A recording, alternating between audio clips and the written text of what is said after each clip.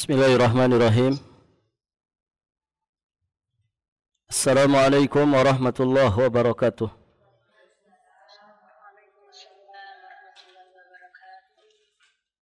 Innal hamdalillah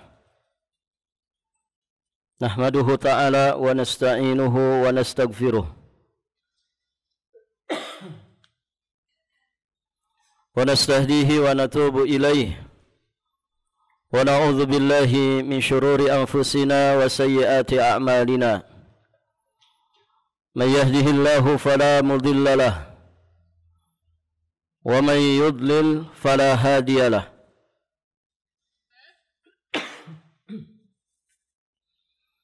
Asyhadu an la ilaha illallah wahdahu rabbi la syarika lah wa asyhadu anna Muhammadan abduhu wa rasuluh.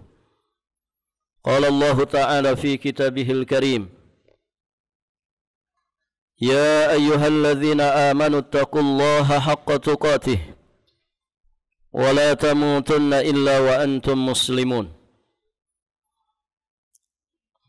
Amma ba'du, fa inna ahsanal kalami kalamullah wa khairal hadyi hadyu Muhammadin sallallahu alaihi wa alihi wasallam.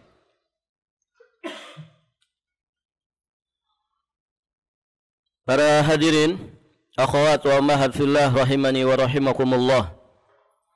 Alhamdulillah, pada pagi hari menjelang siang ini kita dimudahkan Allah Subhanahu wa taala untuk melanjutkan pelajaran kita masih di pembahasan surat Al-Haqqah.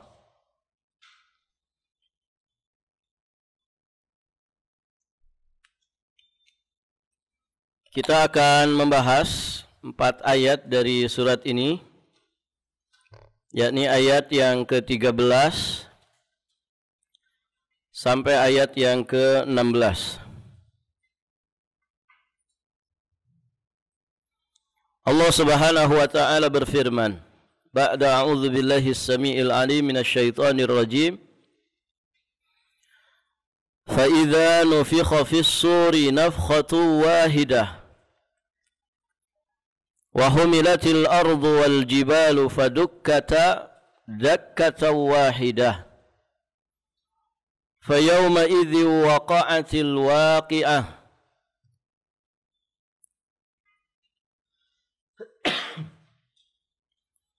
wa anshaqqatis samaa'u fa hiya yawma idzi wahiyah. Allah berfirman yang artinya, maka apabila sangkakala ditiup sekali tiup, dan diangkatlah bumi dan gunung-gunung, lalu dibenturkan keduanya sekali benturan. Maka pada hari itu terjadilah hari kiamat.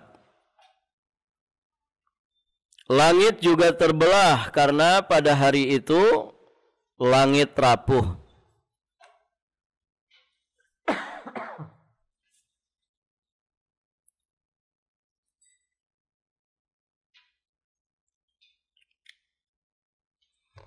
Ibu-ibu yang dirahmati Allah, ayat-ayat ini, yakni 4 ayat yang tadi kita bacakan,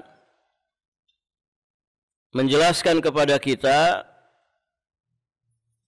uraian tentang proses terjadinya kiamat dan huru-haranya.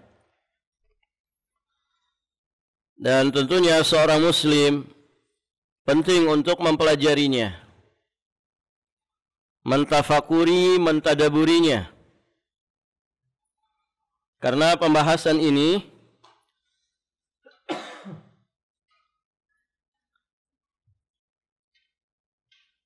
menunjukkan tentang salah satu dari rukun iman yang 6, yakni iman kepada yaumul akhir.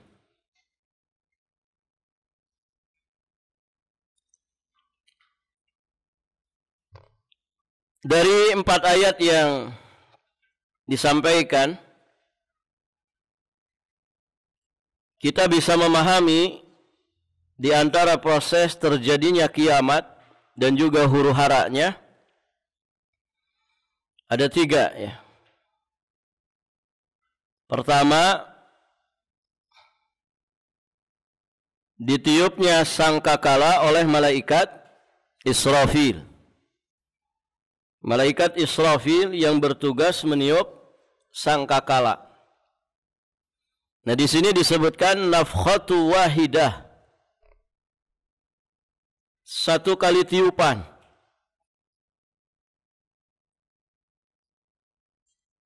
Para ulama menjelaskan bahwa sangkakala itu akan ditiup 2 kali. Sebagian mengatakan 3. Namun sebetulnya 2 itu ya dianggap 1. Sehingga kebanyakan menjelaskan sangkakala itu ditiupnya 2 kali. Tiupan pertama disebut dengan nafkhatul faza' was-sa'q, yakni tiupan yang menyebabkan faza'.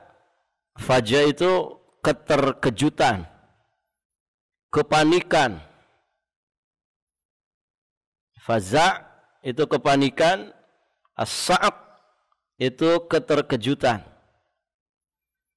Jadi tiupan pertama disebut dengan nafkhatul faza' was-sa'q, yakni tiupan yang menyebabkan kepanikan atau terkejutnya semua makhluk sehingga menyebabkan semua makhluk hidup mati dan alam semesta ini hancur. Nah, itu tiupan pertama.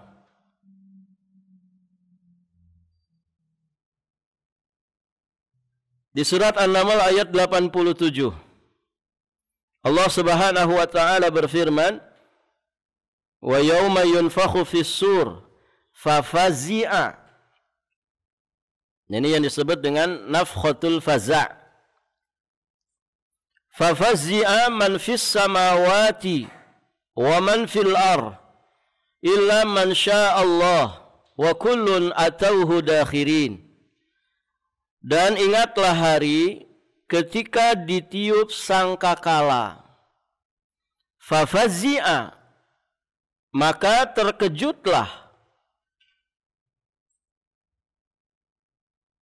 man fis samawati wa man fil ardh, segala yang di langit dan segala yang di bumi. Illa man syaa Allah, kecuali siapa yang dikehendaki Allah. Wa kullun atauhu dakhirin, dan semua mereka datang menghadapnya dakhirin, dalam keadaan hina dina. Baik. Nah, ini yang disebut dengan nafkhatul faza'. Wa yauma yunfakhu fis-suri fafazi'a. Nafkhahnya disebut nafkhatul faza'. Tiupan yang membuat manusia terkejut, panik, dan akhirnya nanti mati. Makanya di surat Az-Zumar ayat 68 disebutkan dengan nafkhatus sa'qi wa nufikha fis-suri fasa'iqa. Nah, itu kalimatnya. Fasa'iqa man fis samawati wa man fil ardi illa man syaa Allah. Dan ditiuplah sangkakala, maka fasa'iqa. Kalau tadi kan fafazi'a. Nah, ini fasa'iqa man fis samawati wa man fil ard illa man syaa Allah. Maka fasa'iqa, matilah siapa yang ada di langit dan di bumi kecuali siapa yang dikehendaki oleh Allah. Kemudian ditiup sangkakala itu sekali lagi. Ini ayat berikutnya ya, kalimat berikutnya. Yani itu terjemahannya ke bawah. Baik. Nah, itu nafkhatul faza' dan nafkhatus sa'q. Kemudian tiupan yang kedua, tiupan yang disebut dengan nafkhatul ba'thi wan nusyur. Tiupan dibangkitkannya seluruh makhluk. Jadi tiupan pertama tadi membuat terkejut, membuat panik, membuat mati dan hancur semua makhluk Allah itu. Nah, tiupan yang kedua, tiupan yang mengakibatkan dibangkitkannya seluruh makhluk. Baik. Sebagaimana di surat yang sama, surat Az-Zumar ayat 68, kelanjutan ayatnya. Tsumma nufikha fihi ukhra fa idahum qiyamun yanzurun. Kemudian ditiup sangkakala itu sekali lagi. Berarti kan tiupan yang keberapa tuh? Ya, sebagian ulama mengatakan tiupan ketiga.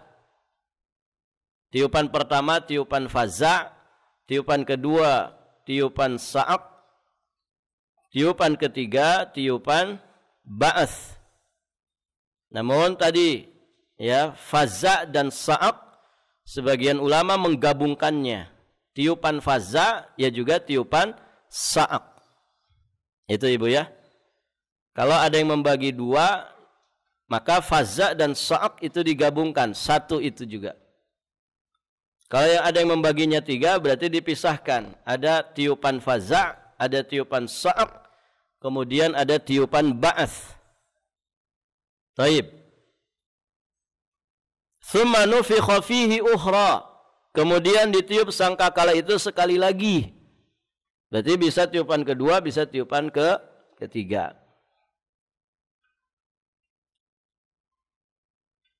Apa yang terjadi ketika ada tiupan berikutnya ini? Fa idzahum qiyamun yanzurun. Maka tiba-tiba mereka berdiri menunggu putusannya masing-masing. Berarti berdiri itu maksudnya bangkit.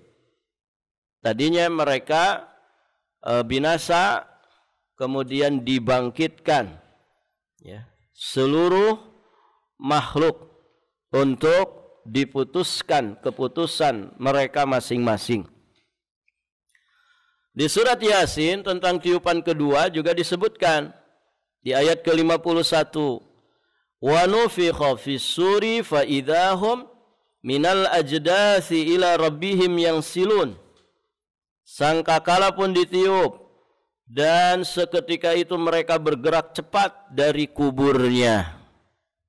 Berarti bangkit dari kubur. Kemana mereka akan bangkit? Ila rabbihim yansilun. Mereka bangkit menuju kepada Rabbnya. Tidak usah dibayang-bayang Ibu ya. Ini perkara gaib. Oh, yang kayak di sinetron itu Ustaz. Bangkitnya. Ini perkara gaib. Jangan dibayangkan nanti bangkit begitu ya. Kuburannya terbelah gitu ya, berasap gitu ya. Ini perkara gaib. Baik, ibu-ibu yang dirahmati Allah. Itu ya, jadi itu proses terjadinya kiamat. Berdasarkan ayat yang sedang kita bahas. Proses pertama ditiupnya sangkakala oleh malaikat Israfil yang ada 2 atau 3 tiupan. Kemudian yang kedua, di antara gambaran huru-hara dan dahsyatnya kiamat berdasarkan ayat yang kita pelajari ini, wa humilatil ardu wal jibalu fadukkata dakkatan wahidah. Dan diangkatlah bumi dan gunung-gunung, lalu dibenturkan keduanya sekali benturan. Diangkat bumi dan gunung-gunung. Kalau bumi diangkat, ya otomatis gunungnya juga terangkat. Ya tidak Ibu? Gunung ada di mana? Iya, gunung ada di atasnya bumi. Dia pasak-pasaknya bumi. Ada nggak gunung di laut? Ada, karena laut juga masih bagian dari bumi. Gunung di dalam laut itu ada. Dan bisa jadi lebih dahsyat ya gunung yang berada di dalam laut. Karena kalau muncul di permukaan laut, di tengah laut misalkan, maka yang muncul itu ketinggiannya berapa, bukan itu ketinggiannya. Ketinggiannya ada di dasar laut, sampai ke dasar laut. Makanya lagi meletus gunung apa di Selat Sunda itu, Gunung Krakatau. Itu kan dahsyat sekali. Sampai merubah iklim bumi ini. Sampai ke Amerika, sampai ke Eropa, sampai ke Australia. Abunya itu. Akhirnya musim dingin jadi lebih panjang. Karena sinar matahari terhalangi oleh abu vulkaniknya. Dan itu terjadi cukup panjang waktunya. Barakallahu fikum. Itu baru satu gunung. Di mana ini? Di Bima. Bima itu ada gunung itu namanya apa, Bu? Tambora. Itu juga luar biasa. Kisahnya ketika meledak itu. Ketika gunungnya meletus. Itu juga kemana-mana dan sangat berdampak. Barakallahu fikum. Alhamdulillah di Balikpapan tidak ada gunung ya. Ada banyak gunung, alhamdulillah. Ya. Gunungnya gunung pasif semua, tidak aktif. Bahkan sering kebanjiran. Ya. Baik, ibu-ibu yang dirahmati Allah.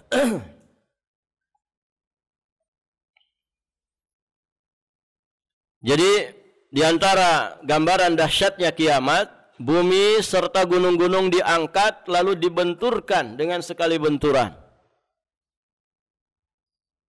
Tentu ya berat menggambarkannya begitu ya. Seperti apa? Tidak bisa dibayangkan. Satu meletus saja mengerikan. Taib. Bagaimana kemudian buminya diangkat? Ya gunungnya tercabut, kemudian satu dengan yang lainnya saling dibenturkan.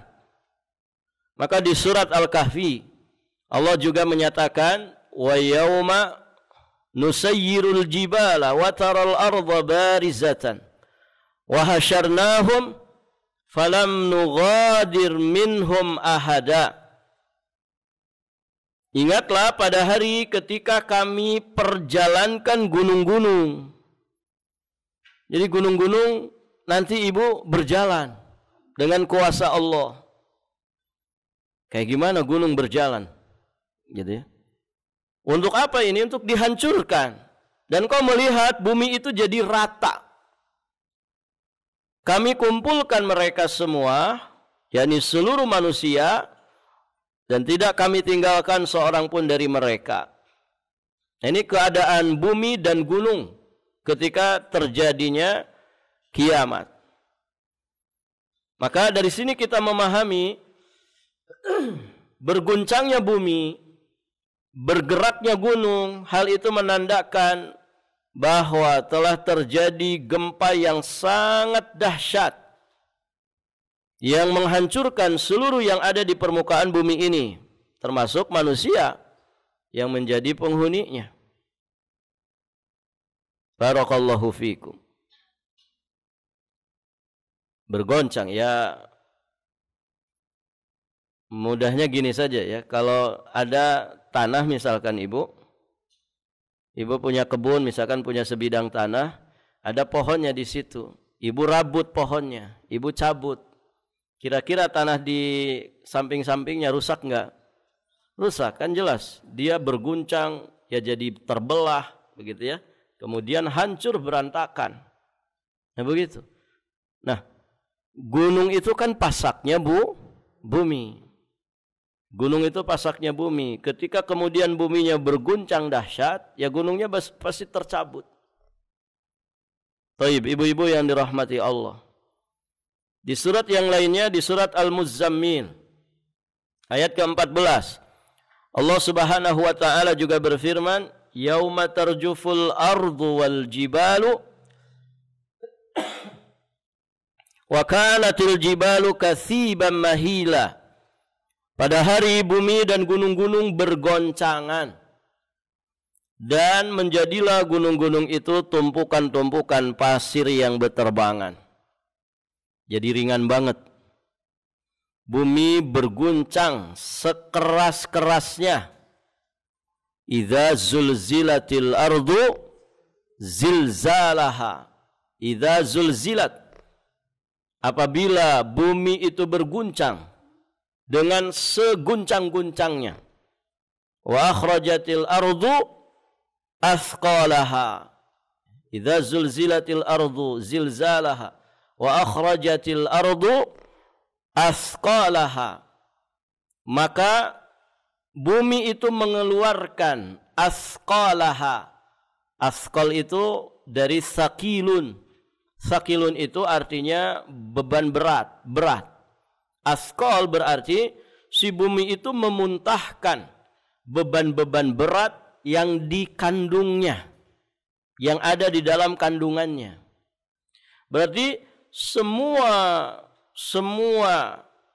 apapun yang ada di dalam bumi itu, yang dikandung oleh bumi itu semuanya termuntahkan. Apa yang ada di dalam bumi, Bu?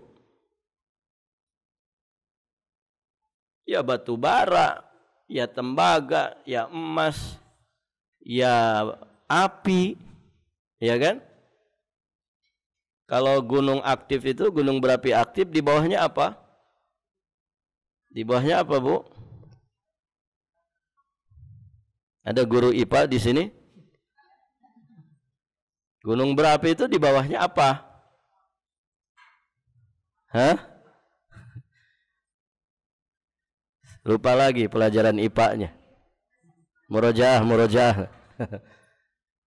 Magma. Di bawah gunung berapi itu ada magma. Magma itu apa? Lahar itu kalau sudah muncrat keluar, ya, itu jadinya lahar. Kalau di dalam itu namanya magma. Masih ingat kan Ibu? Itu pelajaran 50 tahun yang lalu. Ibunya kan sudah nenek-nenek. Taib. Itu magma. Magma itu kan api, ya kan? Kalau muncrat kan api dia. Taib, ibu-ibu yang dirahmati Allah. Itu semua nanti termuntahkan. Wa akhrajatil ardu athqalaha. Wa qala al-insanu malaha. Manusia terbengong-bengong. Ada apa ini? Apa ini yang terjadi? Gitu ya. Orang dikasih gempa 5, sekian skala Richter saja, mengerikan. Ada yang pernah ngalamin gempa, Bu? Alhamdulillah, waktu gempa di Jogja saya waktu di sana. Ya, tahun 2000 berapa itu ya? 2006. Dan setelah gempa itulah saya kenal Balikpapan. Nah itu dahsyat sekali, padahal cuman goncangan 5 apa 6 itu. 6, sekian gitu kalau tidak salah. Ya apa ya, panik, terkejut, terbengong-bengong. Begini ya rasanya gempa itu, kirain teh kiamat begitu kan.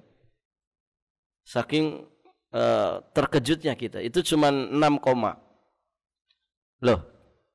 Kalau gempanya kiamat itu berapa koma, Bu? Ya tidak ada hitungannya. Semua hancur. Na'udzubillah, tsumma na'udzubillah. Ada yang pengen menyaksikan, Bu? Jangan. Ya. Mending kita mati duluan saja. Kenapa, Ibu? Kenapa?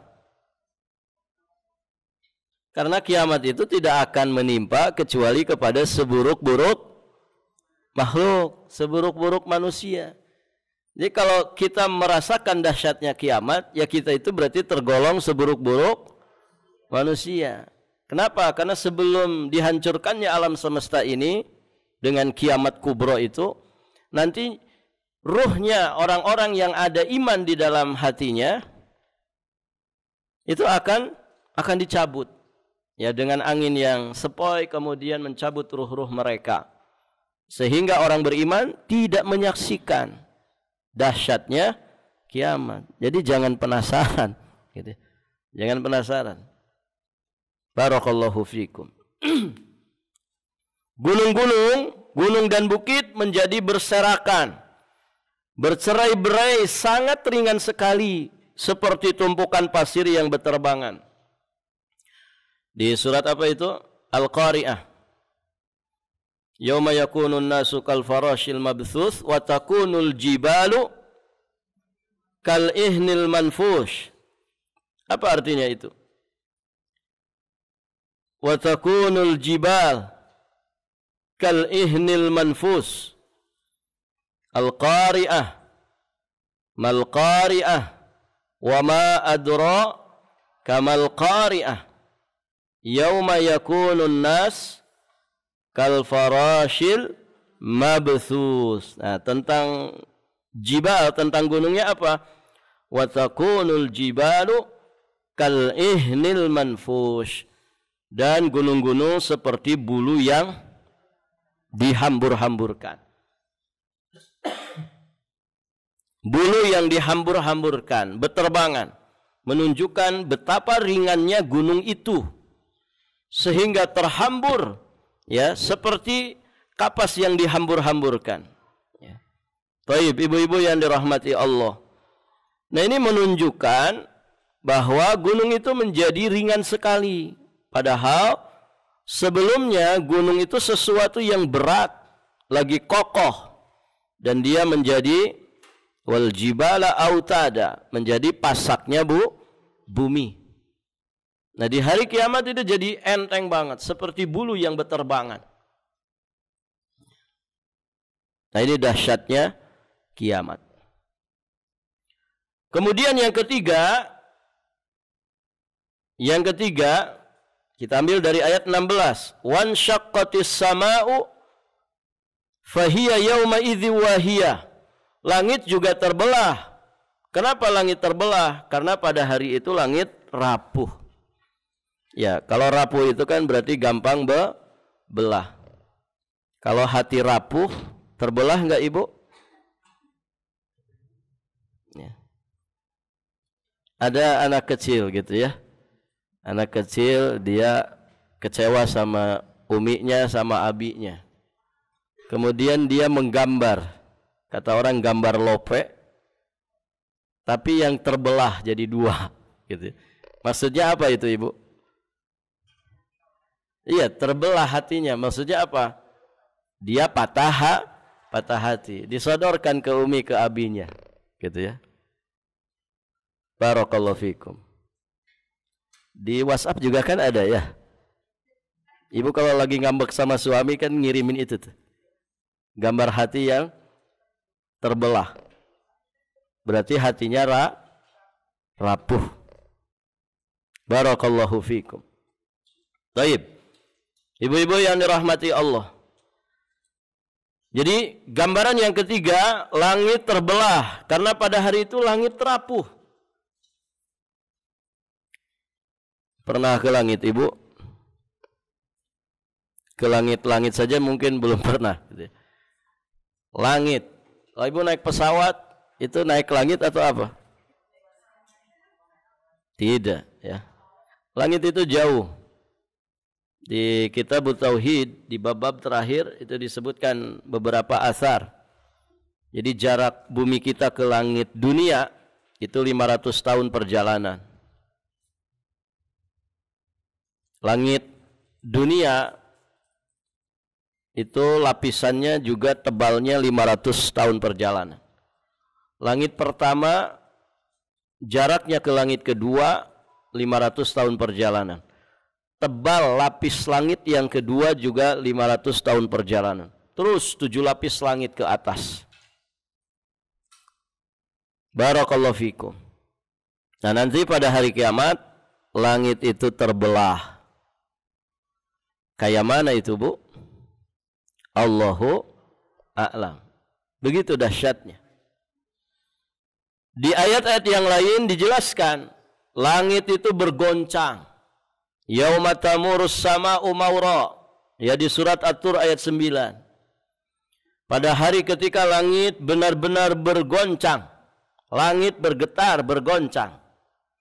Ya, pesawat kita nabrak awan saja bergoncang. Ya, kalau ibu-ibu pasti teriak. Begitu kan? Yang lupa sama Allah, ya jadi ingat sama Allah. Kan begitu.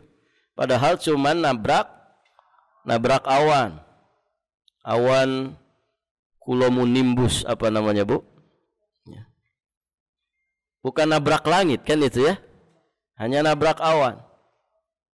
Bergoncang. Kalau langit bergoncang kayak apa? Kemudian di surat Ar-Rahman ayat 37, fa idzan syaqqatis sama'u fakanat wardatan kaddihan. Maka apabila langit telah terbelah, insyaqqat, terbelah dan menjadi merah mawar seperti kilapan minyak. Jadi langit nanti pada peristiwa kiamat dia bergoncang, dia pun terbelah. Di surat Muzammil ayat yang ke-8 juga mirip. As-sama'u munfatirum bih. Langit pun menjadi pecah belah pada hari itu. Kana wa'duhu maf'ula. Adalah janjinya Allah itu pasti terlaksana. Karena langit terbelah berarti benda-benda angkasa juga ikut berjatuhan. Di surat At-Takwir ayat yang kedua, wa idzan nujumun kadarat. Dan apabila bintang-bintang berjatuhan. Bahaya, bintang kalau berjatuhan niban kita bahaya.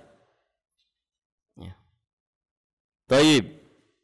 Di surat At-Takwir yang di ayat yang ke-11 Allah juga menyatakan wa idzas sama'u kushitat. Dan apabila langit itu dilenyapkan. Dan ayat-ayat yang lain juga Nabi menggambarkan tentang dahsyatnya kiamat di hadis-hadisnya. Was samawat matwiyat biyamini. Ya, langit itu nanti digulung oleh Allah Subhanahu wa taala dengan tangan kanannya. Ya. Artinya semua makhluk ini, alam semesta ini menjadi sangat rapuh, lemah dan hancur, semuanya akan binasa. Wa yabqa wajhu rabbika dzil jalali kullu man 'alaiha fan wa yabqa wajhu rabbika dzil jalali wal ikram. Segala sesuatu akan fana, akan hancur. Dan yang tersisa hanyalah Allah Rabbul Alamin. Baik, ibu-ibu yang dirahmati Allah, nah itu 3 gambaran kedahsyatan dan huru-hara kiamat yang digambarkan di dalam 4 ayat ini. Pelajaran terakhir bagi kita semua, ayat-ayat tadi juga ayat yang semisal, surat-surat yang semisal tentu memberikan pelajaran kepada kita bahwa kita wajib beriman kepada yaumul akhir tanpa ragu sedikit pun. Yang dengannya menghasilkan banyak sekali manfaat. Jadi ibu, kalau kita punya iman kepada yaumul akhir, ada banyak buah daripada iman terhadap yaumul akhir.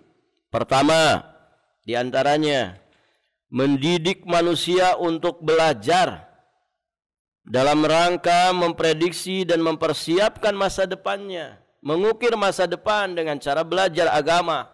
Kan begitu? Ini bagian daripada ikhtiar kita mengukir keselamatan, kebahagiaan di masa yang akan datang setelah kita meninggalkan alam dunia yang fana ini.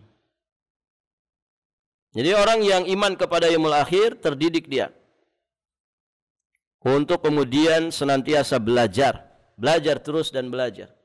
Kemudian dia amalkan ilmunya sehingga menjadi dan membuahkan ketakwaan, dan takwa itu sebaik-baik bekal sebelum kita menghadap Allah Subhanahu wa taala. Nah, jadi orang kalau istiqomah belajar agama, yaitu diantara tanda bahwa dia punya iman kepada kehidupan akhirat.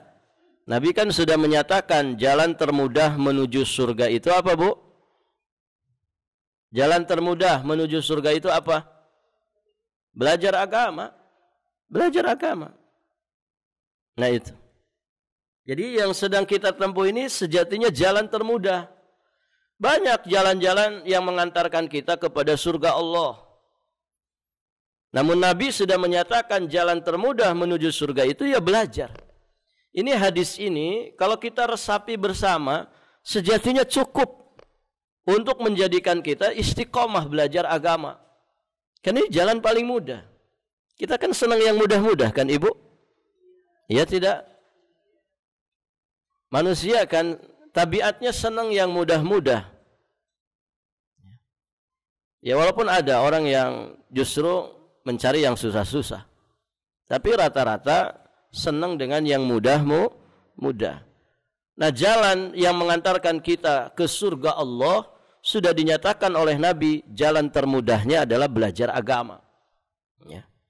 Ini yang sedang kita tempuh ini jalan termudah. Jalan termudah. Maka kalau kita sadari ini jalan yang mudah, ya seharusnya ya tidak ada beban lagi, kan begitu? Ya Ibu, tidak usah diobrak-abrik lagi, dihayo-hayo, dipaksa-paksa. Sudah. Justru kita selalu merindukan ya majelis-majelis ilmu. Belajar. Taib, ibu-ibu yang dirahmati Allah. Kemudian faidah berikutnya dari iman kepada yaumul akhir diantaranya memperjelas tujuan hidup manusia. Iya. Orang kalau iman kepada yaumul akhir mesti dia punya hadaf, punya goal, punya cita-cita. Ya kan Ibu? Dan orang yang punya cita-cita, orang yang punya hadaf itu biasanya jelas langkahnya. Sok Ibu, ya keluar rumah tanpa ada tujuan. Gimana Bu? Ya orang akan nganggapnya ini orang baru gila kayaknya. Mau kemana Bu? Nggak tahu, saya ngikutin ibu jari saja. Gitu. Nggak punya tujuan. Yang nggak punya tujuan tuh biasanya orang apa Bu? Iya. Ya orang gila kan begitu. Coba ibu tanya orang gila. Mau kemana Pak? Ya. Ada tujuannya enggak? Enggak ada. Makanya dia muter-muterin balik papan aja. Kalau orang gilanya di balik papan. Masya Allah ya, gimana enggak sehat itu ya? Tiap hari keliling. Nah itu Ibu. Orang kalau waras, apalagi kewarasan akalnya dibimbing oleh syariat Allah, dia iman dengan rukun-rukun iman, iman kepada Allah, iman kepada yaumul akhir, maka akan memperjelas tujuan hidupnya. Tujuan hidup kita kembali kepada Allah dengan selamat dan bahagia. Adanya kehidupan setelah kematian dapat membuat manusia itu memiliki tujuan hidup yang jelas. Hal ini akan menentukan jalan ataupun langkah apa yang akan ditempuh semasa hidup di dunia sebagai bekal untuk hidup di akhirat. Nah kita alhamdulillah ini sudah menempuh nih jalan termudah yang mengantarkan kita ke surga Allah, yang juga bisa menjadi jariyah, ilmu yang bermanfaat. Nah harus cerdas, berbekal itu harus cerdas. Kan begitu Ibu. Orang cerdas itu kalau mau safar, dia nyiapin bekal. Bekal yang bagaimana? Bekal yang terbaik, paling efektif, paling mudah, paling simpel. Kan begitu? Ya tidak Ibu? Ibu mau berangkat haji misalkan tahun ini. Bawa spring bed, ya, bawa beras, ya 100 kilo, 1 kintal, begitu ya, karena sama suami ini berangkatnya, bawa rice cooker, bawa selimut tebal, barangkali masih musim dingin, ya, bekalnya sampai 1 truk, gitu ya. Mau lewat mana itu bekalnya 1 truk? Bisa nggak ibu berbekal kayak gitu? Bisa tidak? Saya tanya bisa tidak? Ya bisa saja. Bisa saja. Dengan misalkan ada orang yang nggak bawa bekal apa-apa, tapi dia bawa 1 kartu saja, namanya kartu ATM, ya, yang bisa ditarik di luar negeri, isinya 1 miliar, gitu. Kira-kira mana yang paling efektif nih di antara 2 orang ini? Ya yang bawa kartu saja, ringan dia. Ya. Nanti kartunya hilang, nangis dia. Barakallahu fikum. Intinya berbekal itu ya harus efektif. Harus efektif. Makanya ya sayang orang itu kalau bersemangat, sungguh-sungguh, dia anggap itu bekal terbaik menuju Allah, tapi ternyata enggak efektif. Bahkan itu nanti akan menyusahkan perjalanannya. Kan banyak orang ibu yang saking kreatifnya ngada-ngada ajaran agama. Ya kan ibu? Zikir yang diajarkan oleh Nabi, ya, dia merasa tidak ridho, merasa tidak puas dengan ajaran Nabi. Kayaknya kurang mantap itu zikir ajaran Nabi itu. Saya pengen zikir yang lebih keren. Begitu ya? Akhirnya dia ngarang-ngarang sendiri lafaz-lafaz zikir. Dia enggak puas dengan zikir yang diajarkan Nabi, baik di Quran ataupun di hadis. Makanya dia ngarang-ngarang sendiri. Salawat yang diajarkan Nabi dia enggak puas. Akhirnya dia bikin-bikin salawat sendiri.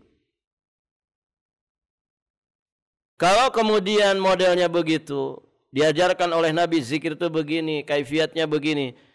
Wah, kayaknya kurang keren. Saya pengen zikir itu di tempat yang khusus, di waktu yang khusus, dengan kaifiat yang khusus, dengan seragam yang khusus. Seragamnya bikin dulu. Ini kan meribet-ribet, menyusah-nyusah. Harus serba putih dari ujung kepala sampai ujung kaki harus serba putih. Makanya pesertanya nenek-nenek dan kakek-kakek, ya, yang sudah meninggalkan dunia hitam. Ya, ya, rambutnya putih semua. Ya. Baru harus di waktu tertentu, harus Jumat Kliwon, harus di tempat tertentu dengan kaifiat tertentu. Tidak boleh ada terang-terangan, harus dimatikan lampu. Kaifiatnya bagaimana? Harus dengan pukul-pukul dada, harus dengan geleng-geleng kepala, namanya tripping, gitu ya. Ini kan ngada-ngada. Dia tidak puas dengan ajaran Rasulullah. Kemudian dia buat ketentuan-ketentuan tertentu. Siapa yang zikir dengan lafaz ini, dia bikin lafaznya sendiri. 10.000 kali malam Jumat Kliwon pakai seragam serba putih, lampunya dimatiin, dengan pukul-pukul dada dan geleng-geleng kepala. Kalau dia sampai kemudian pingsan, maka berarti dia makrifat. Dari mana itu? Ibu, kalau orang zikir dengan lafaz tertentu 10.000 kali, dengan mukul-mukul dada sama geleng-geleng kepala, apa enggak pingsan? Ya pingsan. Ya. Sudah mah paru-parunya dipukul-pukul, kepalanya digeleng-geleng. Ya siapa yang enggak pingsan? Ya. Dan begitu. Nah, ini ngada-ngada. Akhirnya apa ibu? Ya ribet. Dia nganggap bahwa itu bekal terbaik menuju Allah.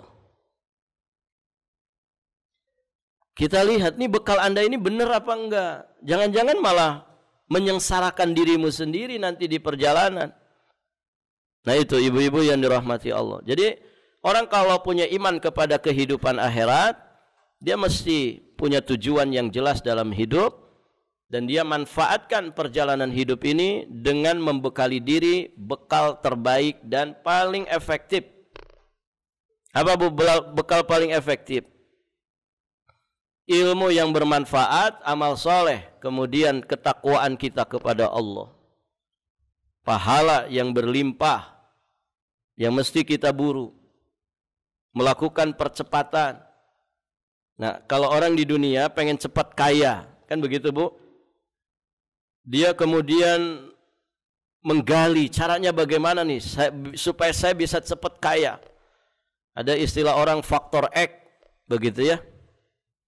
Dia belajar sini, training sana, training sini, tanam saham sini, tanam saham sana. Begitu ya. Gimana ya, saya sudah tidak usah bekerja tapi uang saya yang bekerja untuk saya. Kan begitu. Luar biasa itu, dikaji, dipelajari. Barakallahu fikum. Nah, dia lupa ya untuk bekal akhiratnya. Bekal akhirat juga bisa seperti itu. Ya Ibu, apa itu namanya? Amal jariyah. Apa Bu? Amal jariyah. Sok dalami amal jariyah. Terutama orang-orang yang sudah dekat ini. Ada yang sudah dekat?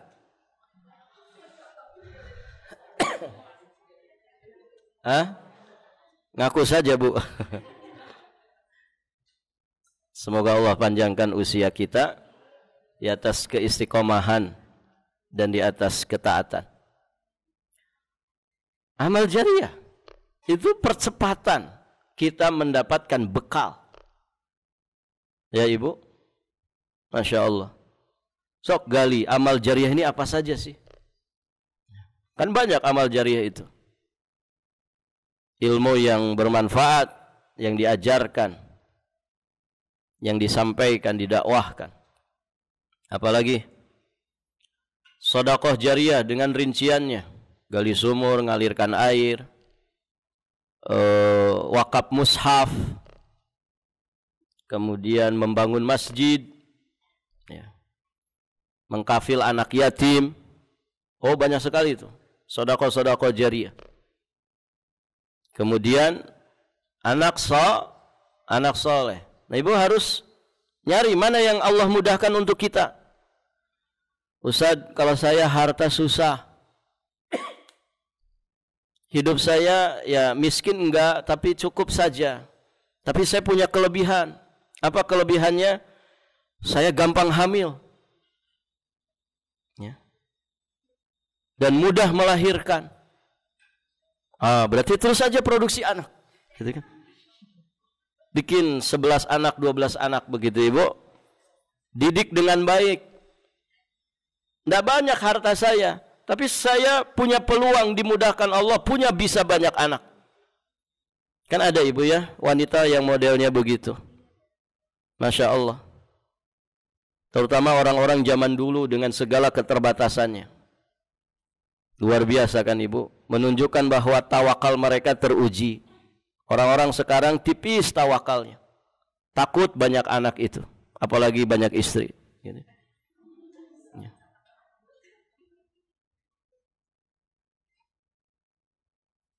Saya bisanya di sini, sok bismillah. Karena anak soleh yang mendoakan kedua orang tuanya itu juga amal jariyah. Saya nggak bisa Ustaz, gitu ya.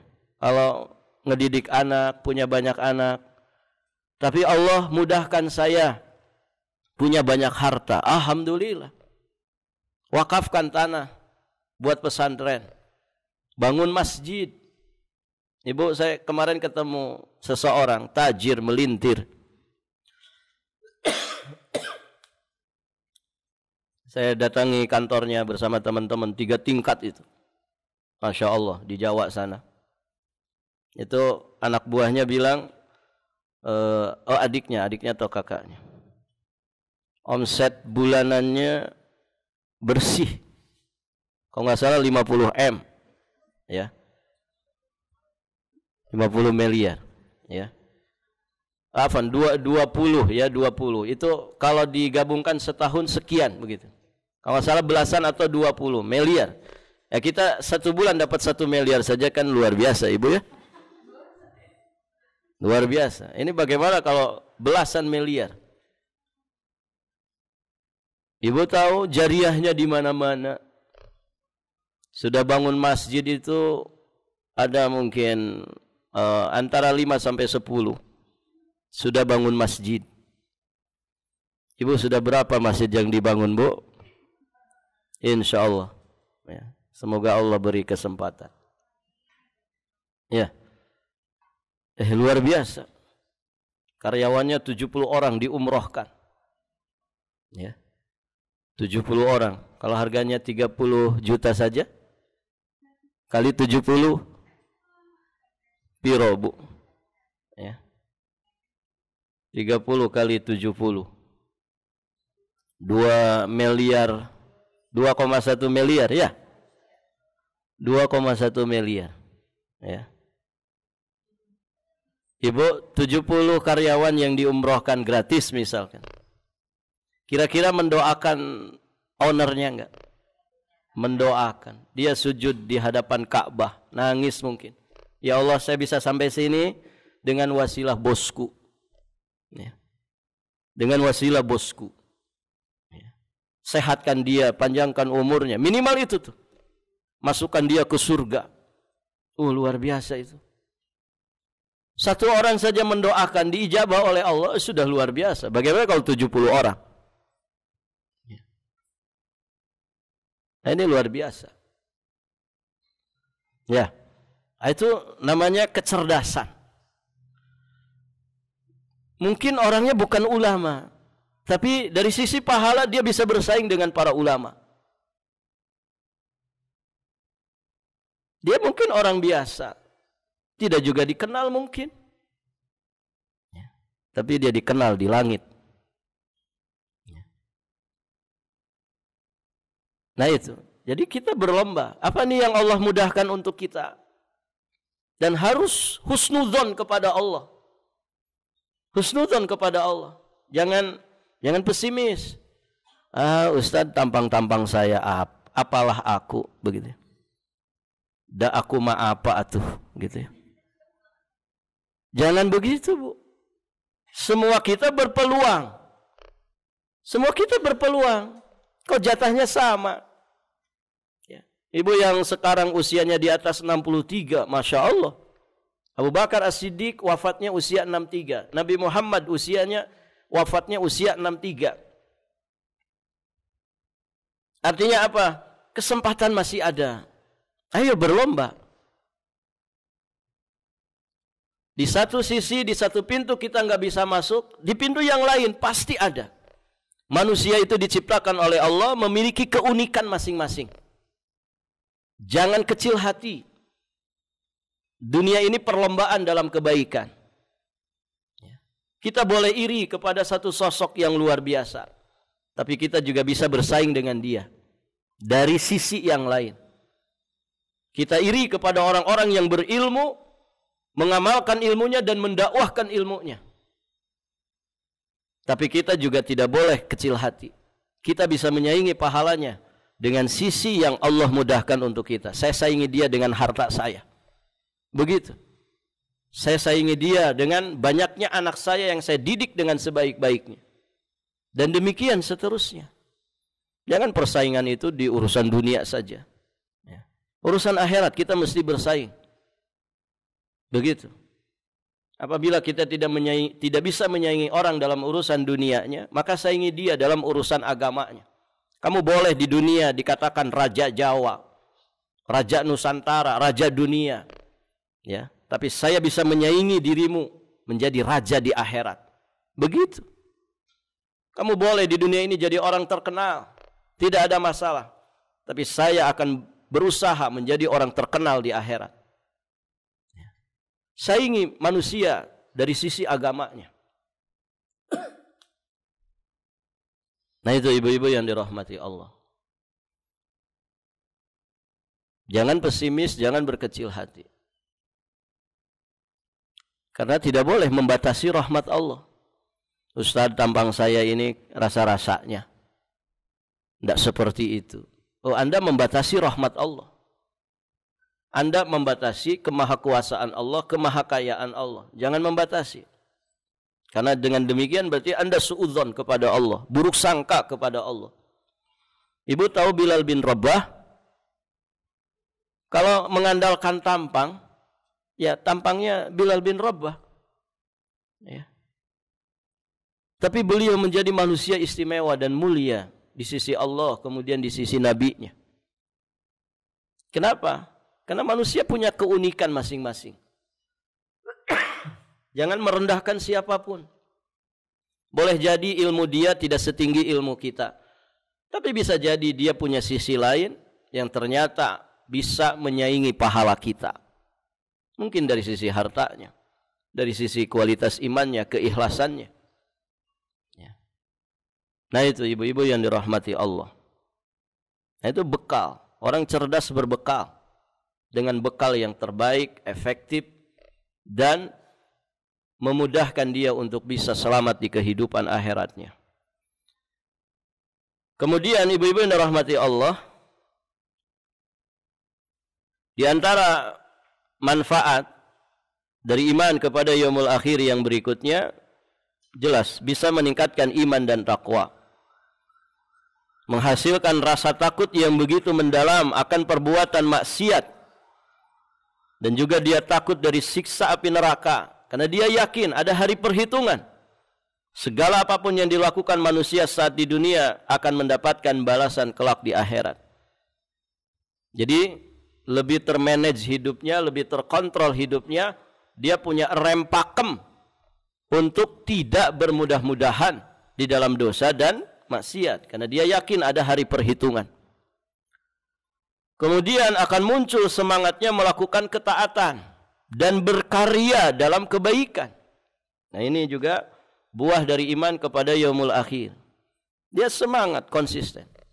Ya orang itu kalau ikhlas kan begitu. Ciri orang ikhlas itu istiqomah.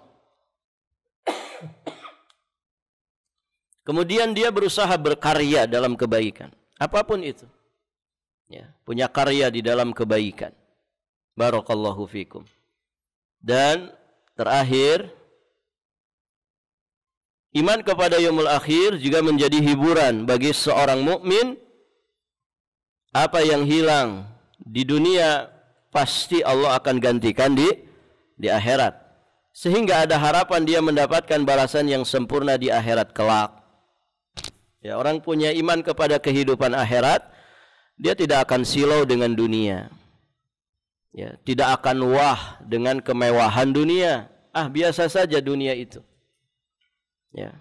Orang mau pakai mobil harga semiliar, mobil sejuta umat, ya sama saja. Sama-sama mobil kan ibu, rodanya 4, gitu ya. Ada setirnya, ada bannya, sama-sama terbuat dari plastik, kaleng, begitu ya, seng, kaca, sama, gitu ya. Alhamdulillah saya juga pernah mengalami naik mobil harga miliaran. Walaupun bukan punya saya, gitu ya. Waktu diundang ke Brunei, gitu ya. Jadi jamaah yang antar saya 2 jam di Kuala Belait namanya, perbatasan Malaysia. 2 jam dari Kuala Belait ke Bandar Sri Begawan. Nah itu yang antar jamaah. Kerjaannya simpel saja ibu, ya, tukang jualan nasi, tapi omsetnya besar sampai bisa beli mobil harga yang miliaran. Itu kursinya itu ada pijatannya. Jadi kalau dia pegel tinggal pencet aja di setirnya, nanti mijet sendiri. Gitu ya. Katanya harganya miliaran. Alhamdulillah 2 jam saya merasakan. Ya.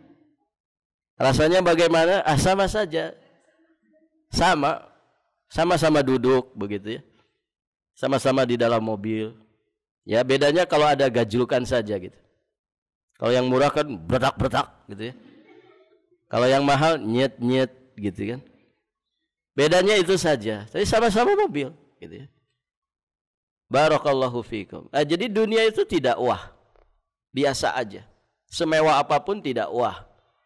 Yang wah itu ketika orang punya kualitas agama. Nah ini yang baru yang luar biasa.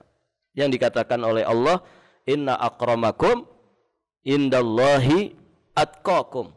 Ya sesungguhnya semulia-mulia kalian adalah yang paling bertakwa di sisi Allah Subhanahu wa ta'ala.